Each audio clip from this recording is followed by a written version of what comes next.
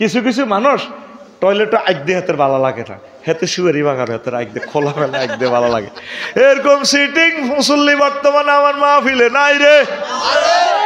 আল্লাহ দোয়া টেলিভিশনের সামনেটা করছে, ইজ্জত রাজ্যা, ইজ্জত লাড়ি যাইব। তখন যদি বাগানে টয়লেটও করস এয়া দিয়ে ঘুরিয়ে লাইস, মাটি দিয়ে ঘুরলে তাহলে পরিবেশ দূষণ হবে না, অসুস্থ হয়ে যাবি। খবরদার, এই মরুভূমি তো এলে টেম্পারেচার বেশি, হিয়ানো টয়লেট করলে মাছিও নাই, হিম্বাও নাই, কিচ্ছু নাই, হিম্বা মরে যাবো গো আগুনের জ্বালায়। ইয়ান দিয়ে টয়লেট করবো, হিয়ান দিয়ে এটা কি হয়ে যাবো, হুরি হয়ে যাবো, হুরি চিনা জানা। উঠ মরলেও তো হসে না, ফেরাউনের লাইনে উঠ এনে কঙ্কাল রয়েছে, কিতের এটা কিতের উঠ, এতে মাতে না। মিশরও দেখছি রোডে কাটে উঠ, মানে হুরি হয়েছে, হুরি। এত কঠিন আবহাওয়া, আল্লাহু আকবার। তো এখন হন যে কথাটা পাইয়ে কইয়ের, তো এখন এই নামাজ পড়াটারে উম্মতে কি মনে করব, বোঝা মনে করব, মাথার বোঝা। যুবকের করে যদি নামাজ পড়তে কর, হাতে সমস্যা হইব ফ্যান, হুজুর ফ্যান বালানো, ফ্যান বালানো খাড়াই মতক, এটা তো হেতে হেতে জাহেজ করে দিছি, বলে হিসাব করে লিছে খাড়াই, অসুবিধা নাই। কলেজে গেছেন বই তো আর না, বইলে তো মুতে আইতো না, যেটা টাইট করছে হাতে। আমি চিন্তা করছি এই ফ্যান হাতে বানাইছে কেন লাকসাম কলেজে হইবার সময়, তখন যুগ আসিল 2000 সালে সুইচ পায়জামা অন্ত প্লাজো বার হয়ে গেছে। আগে আসিল সিয়র, তারপরে মধ্যে দিয়ে আসিল ডিভাইডেড, কিতা কয়টা ডিভাইডেড পায়জামা, কিতা কয়টা রে অন বার হয়েছে আতির ঠ্যাঙ্গের লাইনে প্লাজো, আতির ঠ্যাঙ্গে এত মোড়া সিটেরই আর কি।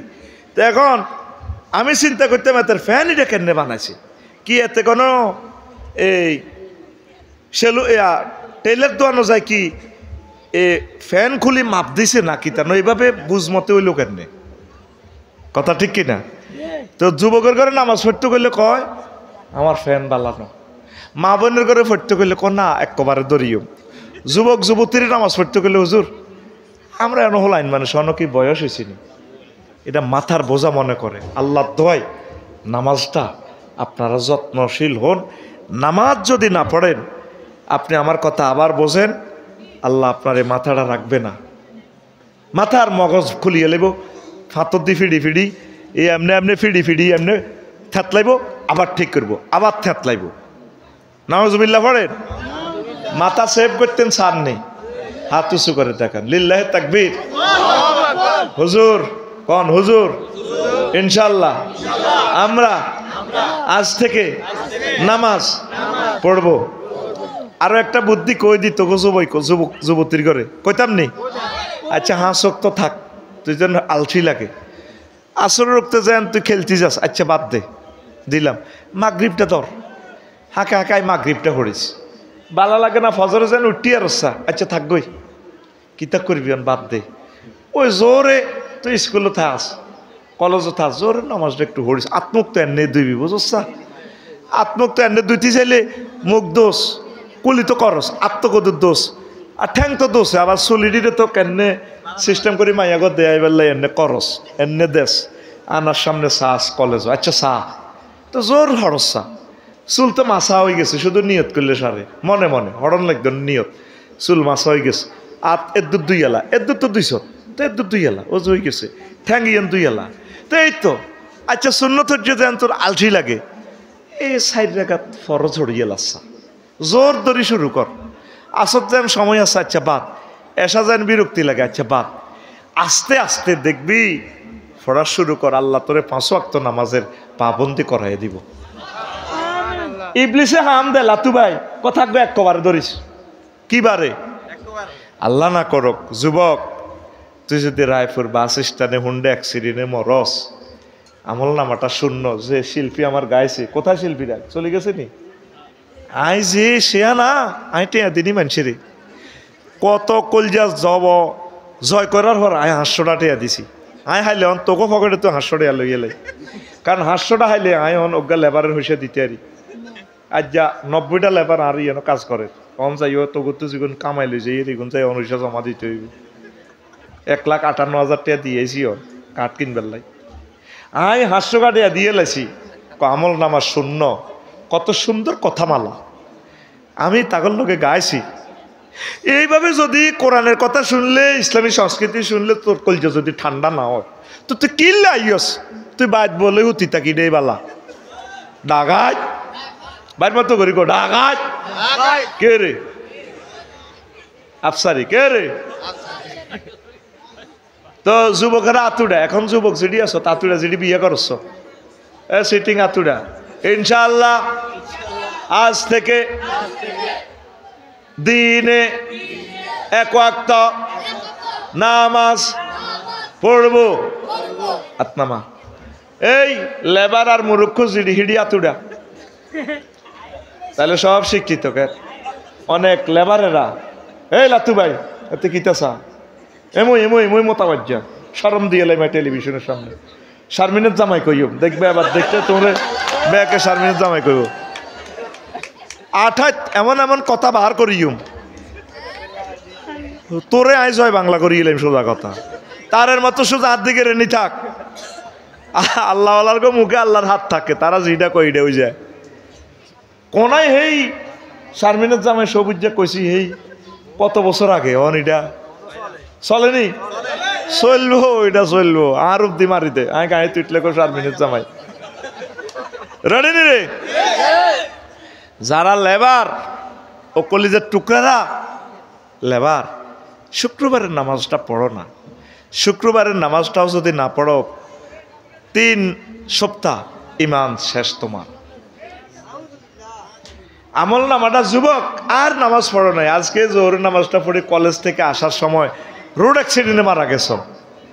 ফেরেস্তার ঘরে আল্লাহ কবে চাষে তিন কিতালেয়া ক আল্লাহ জোহরের নামাজ হচ্ছে কদিন আর মোড় ওড়ে ন আজ যে শুধু আফসারি যেরকম সিটিং তার শ্রোতাগুলো সিটার কমিটির মহাসচিব ডাকাইতে ডাকাতি বুদ্ধি শিখাই দিছে আর আফসারি ঠিকই আছে।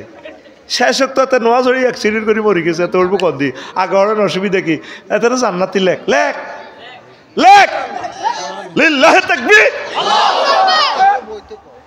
দেখছ তুই ওয়াজের কৌশল, হেদায়েতের কৌশল তরুণেরা শিখি নেয় আফসারি বাইতু কিভাবে কঠিন কাজকে সহজ করে।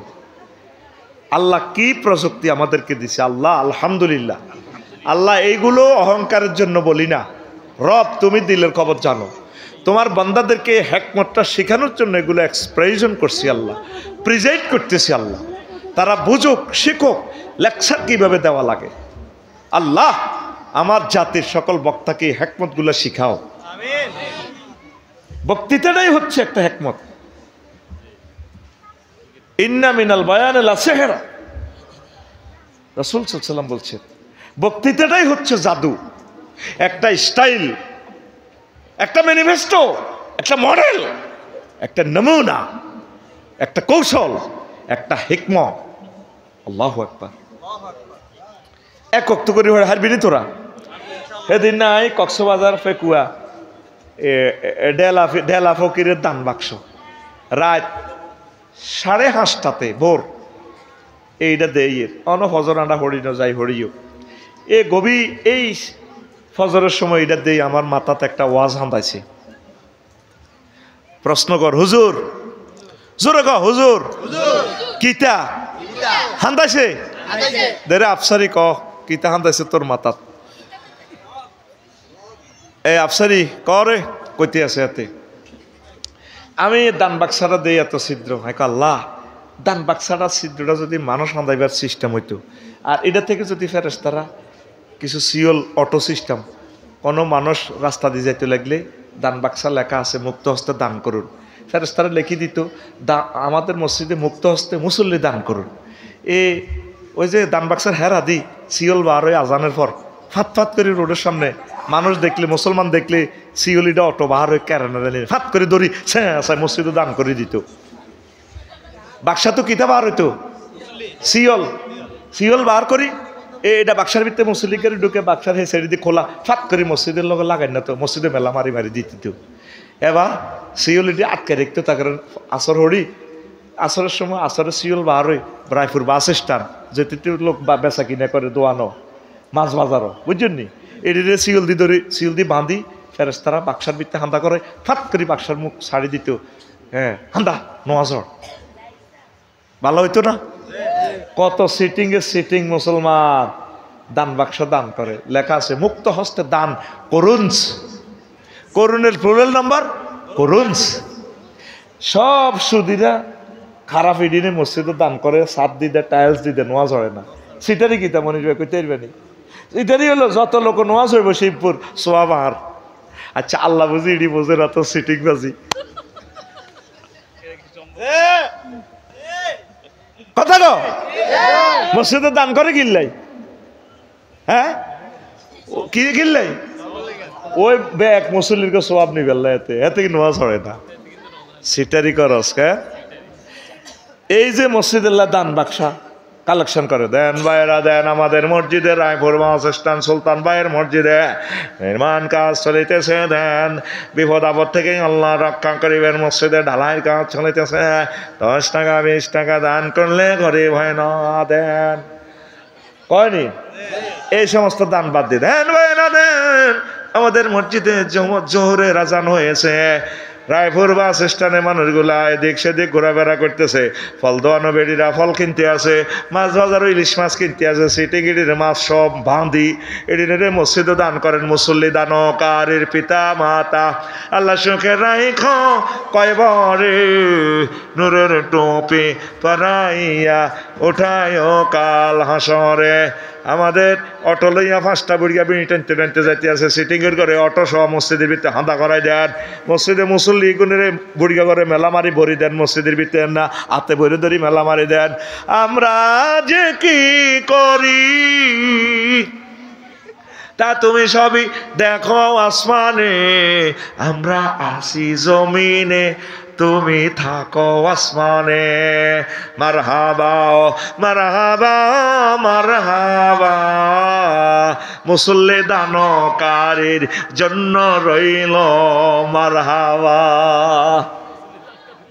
এখন একটা আধুনিক কালেকশন করার সময় এসেছে, সেই কালেকশনের নাম মুসল্লি কালেকশনস। কি কালেকশন?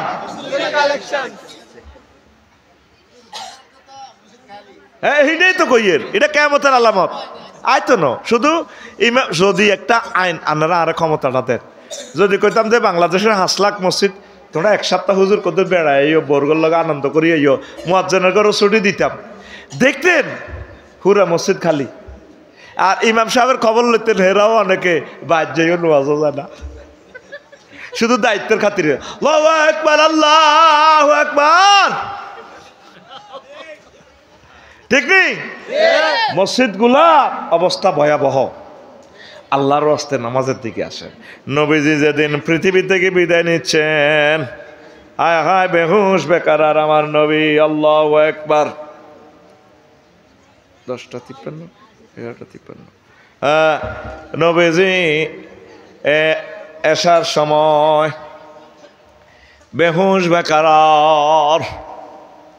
তারপরে মুসল্লিরা মসজিদে নববী থেকে মিটিং করে আবু বকরের সঙ্গে কইল, আপনি যান কয় আলী রাদিয়াল্লাহু তাআলা আনহু হুজুরের জামাতা স্বাস্থ্য ভাই আহলে ভাই তোনারে ভাড়াও। তারপরে আর বেলাল যেহেতু রাষ্ট্রীয় মুয়াজ্জিন তারে ভাড়াও। যাইয়া দেখে বিশ্বনবী মুহাম্মদ সাল্লাল্লাহু আলাইহি ওয়াসাল্লাম একদম অসুস্থ, একবার হুঁশ হয় একবার হুঁশ ফিরে পান। তারপরে আবু বকর যাইও বর্ণনা দিলেন যে হুজুর অবস্থা ভালো না, আমার মনে হয় তোমরা বিশ্বনবীর পেছনে নামাজ পড়ার মতো আর ভাগ্য তোমাদের জুটবে না। এ কথা বলার পর ইমাম নির্বাচনের জন্য তারপরে সেখানে গেল নবীজির হুজরাতে। হুজুরের মসজিদের মিম্বর আর হুজরা 20 হাত পার্থক্য মাত্র। নবীজি বললেন, ও সাহাবীরা রে, আমার আবু বকরের বলো আমার সিটে দাঁড়াইয়া ইমামতি করার জন্য। এরপরে নবীজিকে একটু হেলান দেয়া হইলো, বেহুশ হয়ে যায়। এরপরে আম্মাজি আয়েশা সিদ্দিকারে কয়, আমারে ওযু করাই দাও। লোকেরা নামাজ পড়ছিনি, কোন আপনার লাই বলেছে নবী, আবার ওযু করে দিলে বেহুশ হয়, ওযু ভাঙি যায়, সাকরাতুল মউত শুরু হয়ে গেছে। আম্মাজি আয়েশা সিদ্দিকার দিকে এভাবে ইঙ্গিত দেয়, মানে আমার মেসওয়াকটা দাও। আম্মাজি এই মেসওয়াকটা ছিফাইয়া নরম করিয়া নবীজিরে দেয়, মেসওয়াক করিয়া দেয়। জানে এই উম্মতে ফান খাই, বিড়ি খাই, গাঁজা খাই, মুখ দুর্গন্ধ করে রাখবো। মরার আগে আগে যাতে মেসওয়াক থাকে, মেসওয়াককারীর আল্লাহ ভালোবাসে। মেসওয়াকে 46টা ফজিলত আছে, 46টা বরকত আছে। এগুলা যাতে ফুত পবিত্র থাকে, মেসওয়াক করে আবার বেহুশ হয়ে যায়। হায় হায়, নবীজির পরে হুঁশ ফিরে আয় কয়, ও আয়সা আমার একটু ডেলান দাও। ডেলান দিছে। এরপরে নবীজির মসজিদের নববীর দিকে চাইছে, 20 হাত দূরে সাহাবীরা নামাজ পড়ে। নবীজির গণ্ডদেশ বাহির হইয়া এইভাবে অস্ত্র দাঁড়িয়ে বেয়ে পড়ছে। আম্মা যে আয়েশা সিদ্দিকা কর, নবী আমি আবু বকরের মাইয়া জীবিত আছি, আপনার হৃদয় এমন কোন ব্যথা আছে আপনি বলেন, আমি আপনার ব্যথা দূর করে দিব। আপনি এই মুমূর্ষ অবস্থা কেন কাঁদতেছেন? এই দৃশ্য দেখিয়া কেন কাঁদতেছেন? আপনার কোনো স্মৃতি মনে পড়ছে কিনা? তখন আমার নবীজি কয়, সরি আমি সুখে কাঁদতেছি। কিছুক্ষণ পর আমি আল্লাহুম্মা আর রাফিকুল আলা, আমার রবের সাথে আমি মিলে যাব, আমি সুখে কাঁদতেছি মসজিদের দৃশ্য দেখি।